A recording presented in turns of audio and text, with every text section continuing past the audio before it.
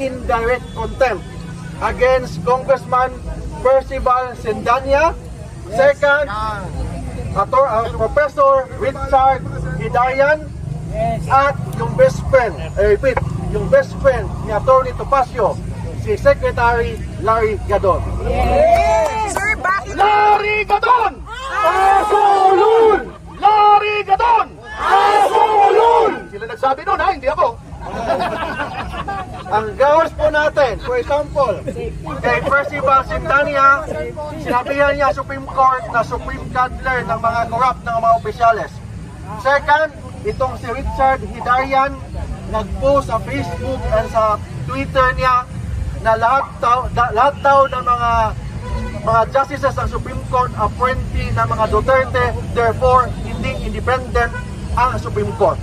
Bilang abogado, as an officer of the court, we have the obligation to defend the integrity and the independence of the highest court of the land. Yes!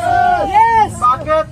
Kasi kung wala ng credibility ang Supreme Court, wala ng matirang justisya sa Pilipinas.